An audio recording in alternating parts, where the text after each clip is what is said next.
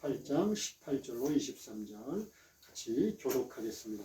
바울은 더 여러 날 머물다가 형제들과 작별하고 배 타고 수리아로 떠나갈새 브리스길라와 아굴라도 함께 하더라. 바울이 일찍이 소원이 있었으므로 겐그레아에서 머리를 깎았더라. 에베소에 와서 그들을 거기 머물게 하고 자기는 회당에 들어가서 유대인들과 변론하니 여러 사람이 더 오래 있기를 청하되 허락하지 아니하고 작별하여 이르되 만일 하나님의 뜻이면 너희에게 돌아오리라 하고 배를 타고 에베소를 떠나 가이사랴에 상륙하여 올라가 교회의 안부를 물은 후에 안디옥으로 내려가서 얼마 있다가 떠나 갈라디아와 부르기아 땅을 차례로 다니며 모든 제자를 굳건하게 하니라. 아멘. 오늘 말씀 설교 제목은 믿음을 굳건히 하라라고 하는 제목으로 함께 하나님의 말씀을 나누고자 합니다. 우리가 지금 짧은 본문을 봤지만 바울이 지금 이제 에베소에서 잠시 동안 전도를 하는 것으로 제2차 선교 여행을 마무리해요. 그리고 이제 예루살렘 교회에 올라가서 선교 보고를 합니다. 선교 보고를 하고 그 다음에 내려와서 다시 자신들을 파송했던 안디옥 교회에 가서 또 선교 보고를 하고 그리고 거기에 있는 이제 형제 자매들과 잠시 동안 휴식을 취합니다. 그러고 놓고선 다시 제3차 선교 여행을 떠나는 그 장면을 정말 너무 지나치지만 짧게 써놓고 있어요. 굉장히 많은 사건이 일어났을 텐데 그가 제3차 선교 여행을 떠날 때 그거를 23절에 나와 있는데 이렇게 되어 있습니다. 얼마 있다가 떠나 이게 이제 제3차 전도 여행을 떠났다는 얘기예요. 갈라디아와 부르기아 땅을 차례로 다니며 모든 제자를 굳건하게 하니라 라고 하는 단어로 시작을 합니다. 여기서 굳건하게 하다 이것이 뭐냐면 그리스어로 에피스테리조라고 하는 단어예요. 강건하게 하다, 굳건하게 하다, 확실하게 하다, 유지하다, 지지하다 굉장히 그런 강력한 뜻을 갖고 있는데 이 단어가 똑같이 쓰인 것이 어디냐면 사도행전 15장 41절이에요. 거기가 어디냐면 사도 바울이 제2차 선교 여행을 떠날 때도 똑같이 수리아와 길리기아 지방을 다니며 교회들을 견고하게 했다. 이것이 에피스테리조 똑같은 단어를 씁니다. 그러니까 우리가 알 수 있어요. 사도 바울은 새롭게 선교 여행을 시작할 때 꼭 자기가 세웠던 교회들에 가서 그 교회를 에피스테리조 강건하게 하고 견고하게 하고 하는 사역을 하고선 시작했구나라는 것을 알 수 있어요. 이 사역은 정말 굉장히 중요하다고 생각합니다. 왜냐하면 바울이 선교를 통해서 교회를 세웠지만 아주 잠시밖에 그곳에 머물지 못해요. 아무리 길어봤자 한 3년 정도예요. 그러니까 바울은 곧 떠났어야 됐고 그렇게 되면 어떻게 되겠어요? 말씀을 다시 공급하고 교회를 목회할 사람들이 물론 장로들과 교회 리더들을 세우지만 사도 바울처럼 그렇게 강력하게 목회를 하고 말씀을 풀어 설명할 수 있는 사람들은 아마 없었을 겁니다. 그런데다가 지금은 우리들이 성경이 완성돼서 신약 성경을 다 갖고 있지만 그때는 그냥 서신서나 쪽복 요만한 어떤 양피지에 기록된 것을 갖고 말씀을 듣고 했을 거예요. 누가 들어주는 구전으로 듣기도 했을 것이고 그런데다가 이단도 많고 또 이방인과 유대인의 박해도 굉장히 심했고 그러니까 고난과 역경 속에 있었을 거란 말이에요. 교회가. 그러니 한 발 물러서서 우리들도 한번 생각해 보세요. 얼마나 마음에 걱정이 되겠어요. 교회가. 저같이 아무것도 아닌 목회자도 늘 교회 걱정을 하고 있는데 그러니까 사도 바울이 새로운 선교를 할 때 내가 요번에 또 선교를 가면 내가 세웠던 교회를 가야지 가서 교회를 굳건하게 해야지 하는 마음이 들었다는 건 충분히 이해가 되고 또 납득이 됩니다. 우리들이 또 신앙생활을 하면서 예수를 믿고 난 다음에 이제 내가 예수 믿었으니까 나의 인생이 좀 내 마음이 흡족한 인생이 됐으면 좋겠다. 예수 믿고 하나님의 자녀가 됐으니까 정말 하나님의 자녀로 고난도 없고 좀 어려움을 겪어도 늘 승리할 수 있고 그리고 죄의 유혹 앞에서도 좀 흔들리지 않고 정말 하나님의 자녀답게 살았으면 좋겠다. 그런 인생이 이제부터 좀 펼쳐지면 좋겠다. 그런 생각들을 합니다. 그죠? 그런데 우리의 인생은 우리가 인정할 수밖에 없지만 전혀 현실이 그렇지 않아요. 여전히 어려운 일들이 생기고 고난이 생기고 또 죄 앞에서 그렇게 자유로운 것 같지도 않아요. 신앙이 좀 답답한 것 같기도 하고 마치 어떨 때는 미로를 헤매는 것 같기도 합니다. 이럴 때 우리도 생각합니다. 바울 같은 사람이 있어서 우리들의 신앙을 좀 견고하게 해주고 굳건하게 해주면 얼마나 좋을까 그런 생각을 지울 수가 없어요. 저도 신앙의 선배들, 많은 신앙의 선배들한테 그런 나를 이렇게 세워주고 그런 분들이 있으면 얼마나 좋을까 그런 생각을 자주자주 합니다. 자, 그렇다면 사도 바울은 도대체 그 교회들, 자신들이 세운 교회에 가서 어떤 것을 전해서 어떤 방법으로 그 교회를 굳건하게 했을까요? 잘하고 있어. 너희들 맞아 그렇게 하는 거야. 격려의 말들, 칭찬의 말들을 했을까요? 아니면 야, 이건 이렇게 하면 안 돼. 저건 저렇게 해야 돼. 하면서 새로운 명령이나 규칙들을 전해줬을까요? 신앙생활의 규칙들? 아니면 사도 바울 우리가 알다시피 대단한 위대한 믿음의 사람이잖아요. 그러니까 그만 알고 있는 어떤 특별한 신앙의 비밀이 있었던 거 아닐까요? 비법을 좀 전수해 줬으면 좋았을 텐데 할머니의 비법은 며느리도 모른다면서요. 그 비법을 전해줬으면 굳건하게 세우는데 도움이 되지 않았을까요? 그런데 사도 바울은 그런 것들로 교회를 굳건하게 하지 않았습니다. 사도 바울은 처음 교회를 세울 때와 마찬가지로 그리스도의 복음, 십자가의 피 묻은 복음을 다시 전했습니다. 성경을 풀어서 성경 속에 예시되었던 메시아 되신 예수 그리스도, 그리고 그 예수 그리스도의 복음, 그리고 십자가의 피 묻은 복음, 이것을 전하는 것으로 교회를 굳건하게 하였으니 틀림없습니다. 이것을 뒷받침해 주는 것이 갈라디아서 1장 6절 9절이에요. 아까도 우리가 본문에서 봤지만 사도 바울이 제3차 여행을 갈라디아 지방을 가서 교회를 굳건히 했다고 그랬잖아요. 그 지역 교회에 보낸 편지입니다. 제가 읽겠습니다. 그리스도의 은혜로 너희를 부르신 이를 이같이 속히 떠나 다른 복음, 그러니까 그리스도의 복음 말고 십자가의 복음 말고 다른 복음을 따르는 것을 내가 정말 이상하게 여긴다. 다른 복음, 그리스도의 십자가의 피 묻은 복음 외에는 없다. 다만 어떤 사람들이 너희를 교란하여 이 그리스도의 복음, 그리스도의 복음을 변하게 하려 함이라. 그러나 우리나 혹은 하늘로부터 온 천사, 우리나 혹 하늘로부터 온 천사라도 우리가 너희에게 전한 이 그리스도의 십자가의 피 묻은 복음 이외의 다른 복음을 전하면 저주를 받을 것이야. 내가 저주하겠다는 게 아니에요. 하나님께 저주를 받을 거라는 거예요. 우리가 전에 말하였거니와 내가 지금 다시 말하노니 만일 누구든지 너희가 받은 것, 즉 그리스도의 복음 이외의 다른 복음을 전하면 저주를 받을 것이야. 2번 반복해서 강조합니다. 그렇습니다. 사도 바울이 교회를 굳건히 하기 위하여 전한 것은 이 그리스도의 십자가의 복음뿐이었습니다.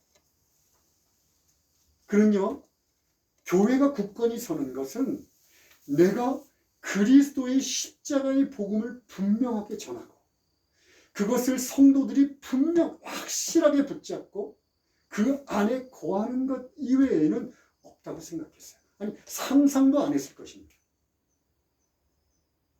그래서 가는 곳마다 교회를 다시 굳건히 하는 것도 이 그리스도의 복음을 전하면 이 그리스도의 복음을 성령께서 자기가 전한 그리스도의 복음을 통하여 그 교회를 굳건히 할 거라는 확실한 믿음을 가졌어요. 그러니까 그의 믿음대로 우리가 알다시피 그는 60세를 조금 넘겨서 결국 역사의 뒤안길로 사라졌습니다. 그런데 복음은 초대교회만이 아니라 지금 우리들과도 함께합니다. 앞으로 오는 세대들과도 함께할 거예요. 그리고 그의 믿음과 소망대로 지난 2000년의 교회 역사가 이 하나님 예수 그리스도의 피 묻은 복음에 딱 서 있을 때는 너무나 이상적인 교회가 되었지만 이 피 묻은 복음 이외의 것에 눈을 돌렸을 때 교회는 타락하고 무너져 버리고 말았다는 것을 교회 역사가 실증적으로 증거합니다. 다시 우리에게 돌아옵시다. 신앙생활을 하면서 마음이 답답한 거 사실이에요. 고난이 있고 신앙생활이 뭔가 안개 속을 헤매는 때가 있습니다. 안개 속을 헤매는 것 같은 때가 있습니다. 정말 누군가가 나의 신앙을 좀 굳건하게 해줬으면 좋겠다라고 여기는 그것이 있다면 그것은 바로 복음입니다. 그리스도의 십자가 복음 말고는 없어요. 그리고 그 십자가의 복음을 바르게 성경대로 전해주는 사람들 이외에는 나의 신앙을 굳건하게 하고 흔들리지 않게 할 수 있는 방법은 없습니다.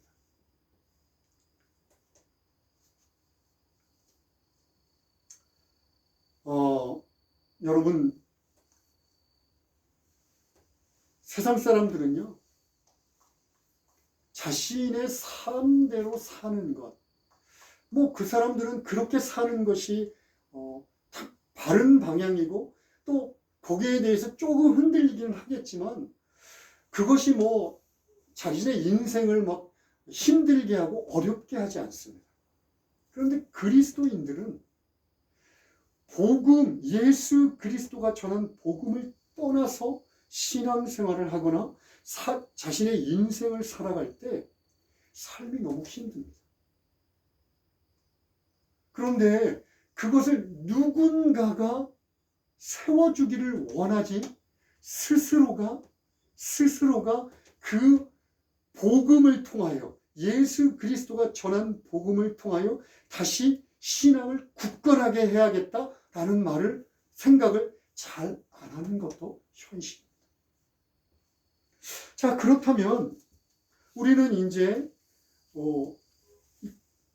초대교회 교인들보다 훨씬 더 풍부한 유리한 환경 속에 살고 있어요. 초대교회 교인들은요, 여러분 쪽복음이라는 말 들어보셨나요? 쪽복음이라는 말은 뭐냐면 성경이 이렇게 다 완성된 것이 아니라 조그만 이렇게 일부분의 복음들, 아주 극히 일부분의 복음들을 이 교회에서 저 교회로 돌려가며 읽습니다. 서신서라든가 아니면 어떤 예수님이 하셨던 말씀이라든가 이런 것들을 기록한 것들을 이 교회에서 읽으면 그 교회 다른 교회로 보내. 이런 쪽복음들을 읽으면서 신앙을 지켜왔어요. 그 안에서도 그리스도의 피 묻은 복음 위에 딱 섰어요. 그런데 요즘 우리들은 어떻습니까?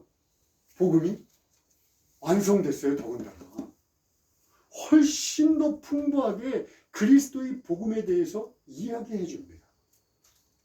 우리들은 마음만 먹으면 언제 어디서든지 그리스도의 복음을 펴서 읽을 수 있어요.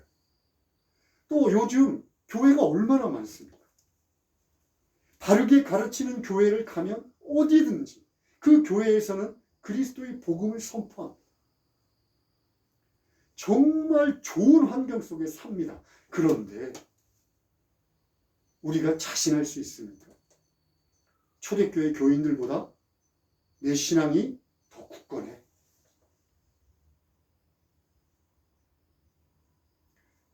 나는 초대교회보다 더 유리한 환경 속에 있기 때문에 나의 신앙은 더 굳건해 라고 말할 수 없습니다.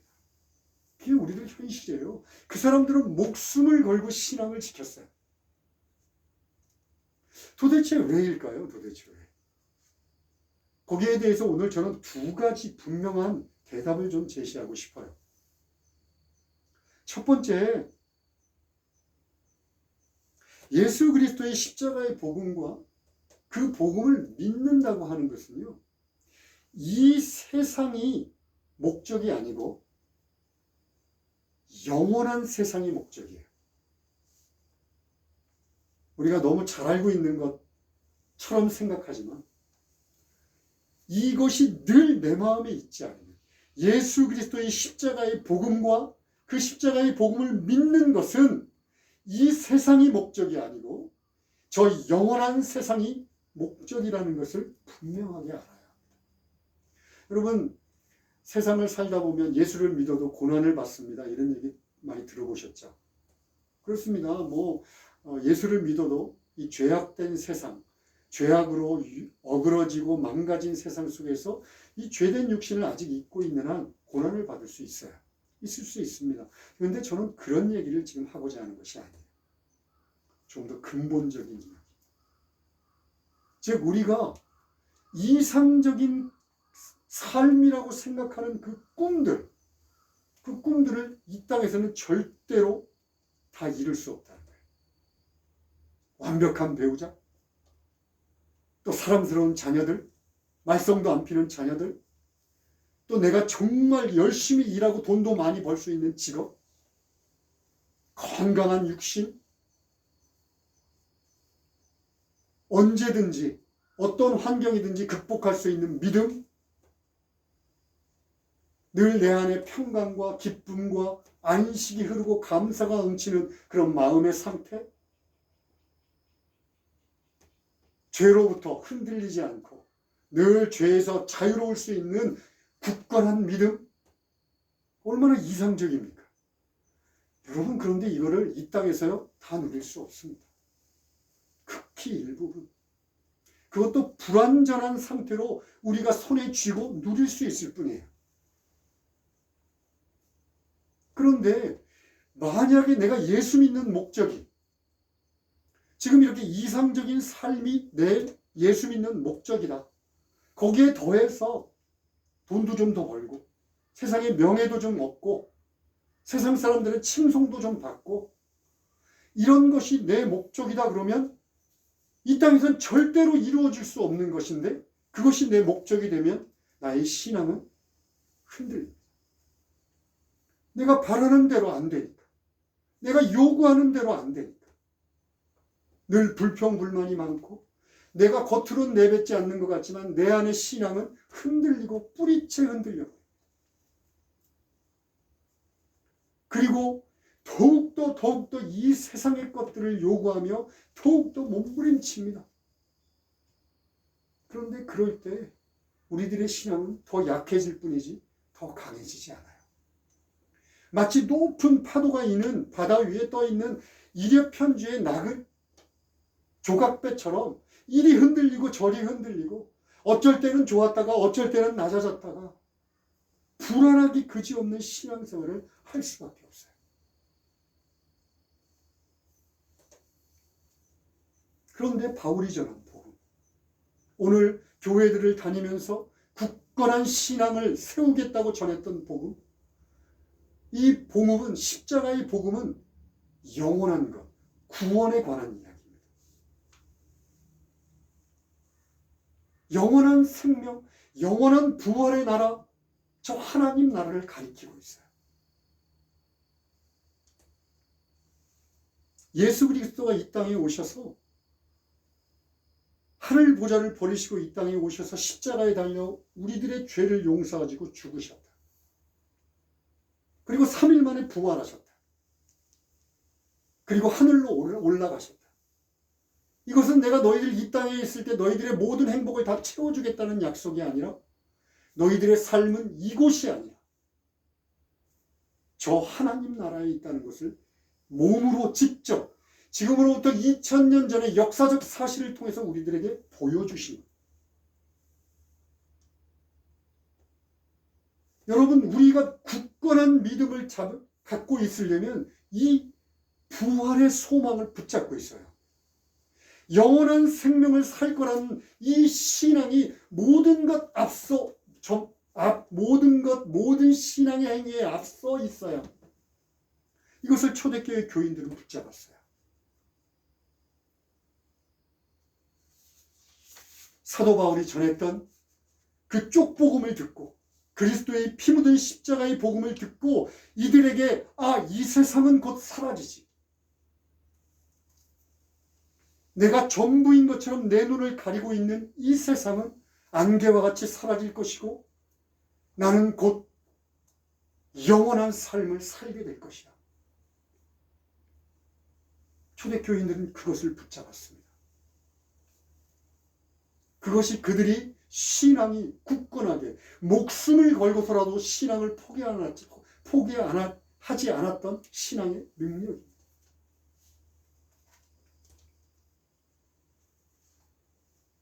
여러분, 이 세상 사람들, 이 세상의 속삭임에 귀를 닫아야 합니다. 이 세상은요, 끊임없이 이 세상이 전부라고 얘기해요. 여러분, 유튜브, 텔레비 한번 보세요. 이 세상이 전부야. 그 상황 속에서 계속 그런 영향력을 받고 그것이 전부인 것처럼 신앙생활을 해서는 우리들의 신앙이 굳건하게 흔들리지 않는 신앙을 갖고 살아갈 수 있다? 절대로 말할 수 없습니다. 그러니 이 세상을 향해서 우리는 말해야 합니다. 우리들의 입술을 통해서 말해야 하고요. 우리들의 행동, 우리들 삶으로 보여줘야 합니다. 아니야, 이 세상은 전부가 아니라 그저 안개와도 같이 지나갈 것이야. 나는 저 세상을, 저 하나님의 나라를 지향하며 살고 있어 라고 보여줘야. 이럴 때 우리들의 믿음은 굳건해질 수 있습니다. 자, 그러면 두 번째 우리 한번 알아봅시다. 이런 의문이 들어요. 아, 그래? 그러면 이 세상을 살면서 죄와 고난과 유혹 속에서 그냥 억지로 견디면서 그렇게 빨리 세상의 종말이 찾아오기를 기다려야 되는 건가? 하는 의문이 듭니다. 저 산에 들어가서 오두막이라도 짓고 세상의 종말을 위해서 기도라도 해야 되는 건가? 물론 아니라는 건 아시죠? 제가 뭐 완벽한 예화는 아니지만 제가 음식을 좋아하는 사람으로 한 가지 예화를 드릴게요. 어떤 사람이 왕궁으로 초대가 됐습니다. 그래서 그 왕궁의 화려하고 너무나 아름다운 다이닝룸에서 멋진 식탁에 앉아서 이제 왕의 정찬, 최고의 요리사가 만들어주는 왕의 정찬을 다 기다리고 있어요. 찬찬한 백뮤직이 깔리고 너무나 음악 소리도 아름답고 와, 사람들의 그 서비스, 자기를 대하는 태도도 너무나 좋습니다. 너무너무 행복해요. 드디어 저쪽에서 요리사가 쫙 카트를 끌고 오면서 드라이 아이스에서 쫙 아름답게 빛나는 요리를 하나 갖고 왔어요. 근데 보니까 에피타이저예요. 메인 요리를 먹기 전에 에피타이저. 근데 막 너무나 아름답게 장식돼서 눈으로도 한번 먹는 것 같아요. 군침이 꾹꾹꾹꾹 넘어갑니다. 그거를 참 정성스럽게 자기한테 앞에 놔주었습니다. 그래서 그것을 탁 썰어가지고 한 입을 탁 먹었어요. 와, 이건 뭐 말이 안 나오는 맛이에요. 그냥 감탄이 나옵니다. 그 에피타이저를 통해서 이 사람은 느낍니다. 아, 오늘 내가 먹게 될 이 왕의 정찬이 얼마나 맛있을지, 얼마나 위대한 맛을 낼지. 마치 우리 크리스찬은 이 세상을 살아가며 에피타이저를 먹고 있는 상태와 똑같습니다. 여러분, 에피타이저라고 무시하면 안 됩니다. 그 메인 요리는 천국의 기쁨이에요. 그런데 우리가 그 에피타이저를 통해서 그 천국의 기쁨을 일부 맛보고 이것이 얼마나 훌륭한 삶일까를 알 수 있을 정도입니다. 이 세상을 살면서요, 우리는 왕궁으로 이미 초대되었고 왕과 함께 식탁에 앉았고 그리고 요리의 시작인 에피타이저를 먹고 있는 중입니다. 그런데 한 가지 조건이 있어요. 그 왕궁에 들어가서 왕의 식탁에 앉아 아름다운 음악을 들으며 왕의 정찬을 먹기 위해서는 그리스도의 십자가의 복음에 반응해야 합니다. 십자가의 복음의 초대에 응해야 합니다. 저는 지금 구원의 얘기를 하고자 하는 것이 아닙니다. 천국의 맛을 맛볼 수 있느냐, 맛볼 수 없느냐의 얘기를 하고 있는 거예요. 어떤 어리석은 사람들은 마치 이런 거예요. 왕궁에 초대돼서 왕의 정찬을 먹으면서도 컵라면 들고 와서 컵라면을 먹는 사람들이 있어요. 어리석은 인생입니다. 그런데 내가 그리스도의 십자가의 피 묻은 복음에 응답했다면 나는 지금 정찬을 기다릴 겁니다. 여러분, 십자가의 복음은요, 하나님이 우리를 얼만큼 사랑하는지에 대한 표현입니다. 그렇죠? 그렇다면 우리도 하나님의 사랑에 대하여 사랑으로 응답해야 합니다. 제가 사랑으로 응답한다 그러니까 많은 사람들이 이렇게 얘기해요. 그래요? 저는 그건 자신 있어요. 제가 예수님을 얼마나 사랑하는지 몰라요. 예수님 생각만 하면 가슴이 두근두근 하고요. 그냥 예수님 생각만 하면 마음이 그냥 가슴이 뿌듯하고 평안해져요. 어떨 땐 예수님을 향해서 막 찬양하면 눈물이 막 나요. 아마 나만큼 예수님을 사랑하는 사람은 없을 거예요. 그런데 그런 많은 사람들이요, 착각하는 것이 있어요. 사랑한다라고 하는 것에는 이런 감정의 떨림, 그리고 내 입술의 고백, 세레나다의 노래, 이것도 필요합니다. 그러나 그것보다도 더욱더 그 사랑을 견고하게 유지하는 것은 나를 희생하는 것, 내가 끝까지 성실하게 약속을 지키는 것, 언제 어떤 순간이라도 고난을 함께 겪지만 절대로 포기하지 않는 것, 그 사람을 향하여 내가 전폭적인 신뢰를 보내고 어떤 환경 속에서 그를 믿어주는 것, 그를 위해 희생하고 섬기는 것, 무엇보다도 정말 상대방을 사랑한다면 자신을 높이고자 하는 그 마음을 내려놓고 낮아지는 거예요.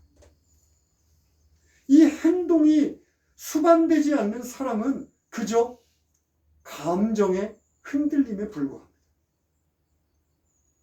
예수님께서 우리에게 보여주는 사랑이 정말 이런 사랑 아닙니까?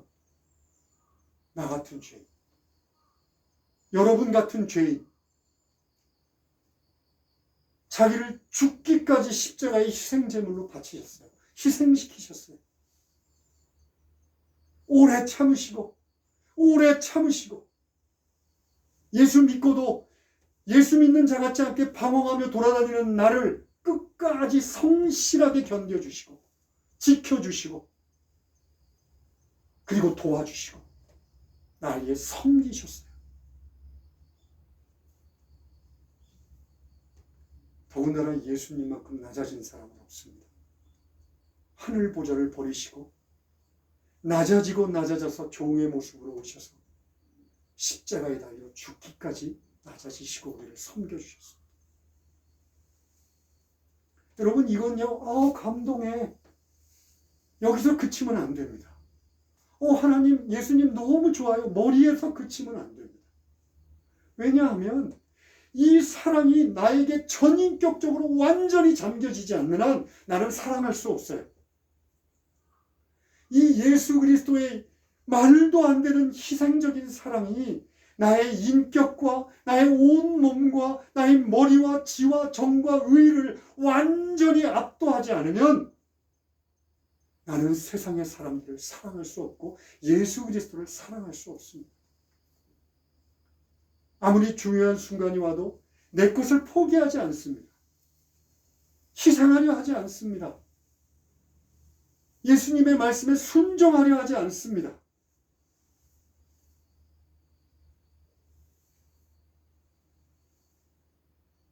더군다나 내 기도나 삶의 환경 속에서 고난이 닥칠 때 그분이 계신 것만으로 감사하며 그 고난을 기뻐하며 극복하지 못합니다.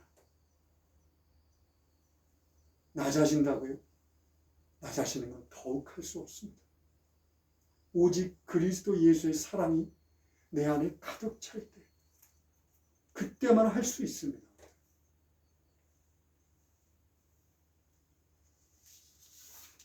그러면 이런 생각이 듭니다.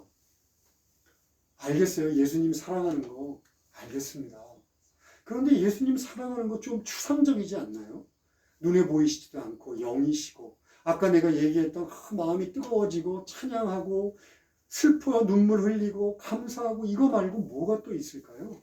어떤 행동을 저희들이 해야 되는 걸까요? 예배 열심히 드리는 건가요?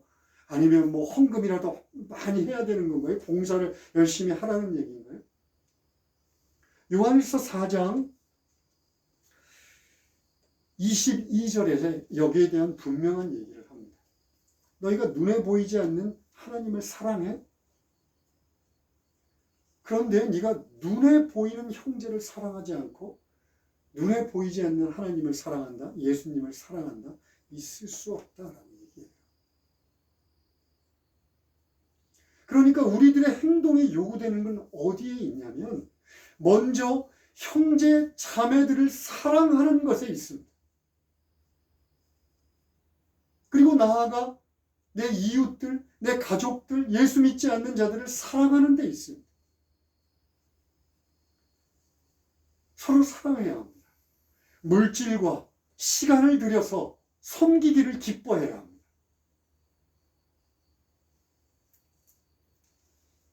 나를 낮추고 나를 낮춰서 상대편이 더 높아지도록 그를 섬겨야만 합니다. 그렇게 형제자매들을 먼저, 교회 안의 식구들을 먼저 섬기고 나면 거기서 그치지 말고 나아가 예수 믿지 않는 자들, 나의 이웃들, 나의 친구들을 섬겨야 합니다. 사랑으로 돌보고 가난한 자들을 돌보고, 무엇보다도 예수 믿지 않고 멸망의 길로 달리고 있는 자들에게 그들을 돌이켜 구원의 대열에 합류시켜야 합니다. 여러분, 이것에 버금가는 사랑은 있을 수 없습니다. 앞으로 길어야 70년 사는 그 인생이 영원한 멸망으로 떨어지는데, 그와 함께 식사하고 그에게 맛있는 것 사주고 옷 입혀주고 그걸로 끝이다. 그건 사랑이라고 얘기할 수 없어요.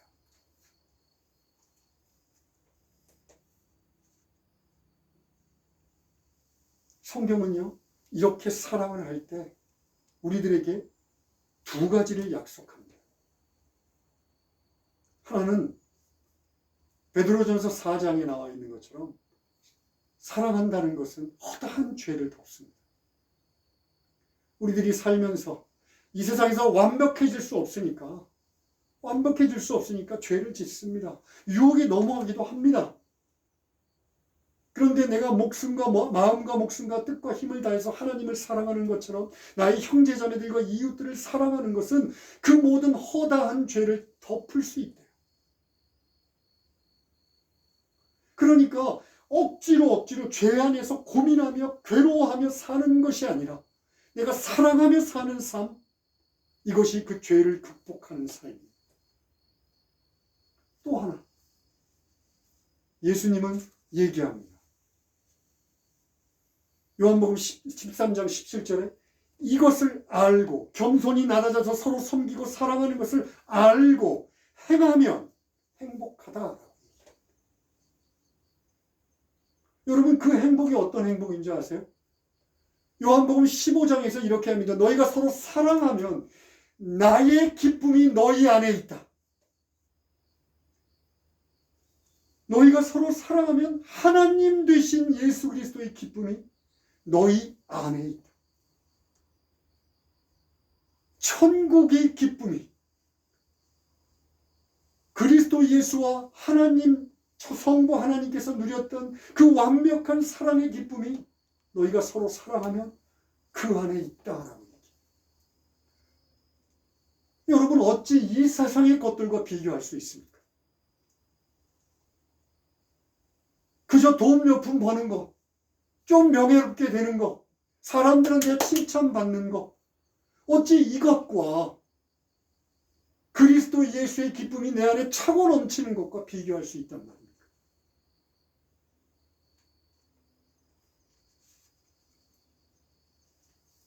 여러분, 세상에 속삭이는 소리에 아까도 얘기했지만 속으면 안 돼요. 사탄은요, 아담과 하와를 타락시킬 때부터 지금까지 일관되게 얘기합니다. 네가 최고야. 너만 잘 되면 돼. 너 예수 믿고 너만 잘 되면 돼. 너만 구원받으면 돼. 사탄은 일관되게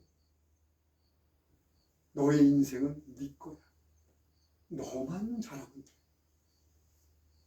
그런데 예수님은 그렇게 얘기하지 않아요. 서로 사랑해.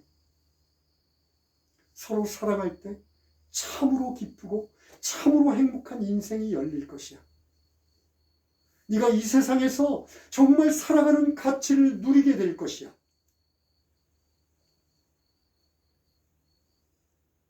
허다한 죄를 극복하고 그리스도 예수의 사람으로 설 수 있을 것이야.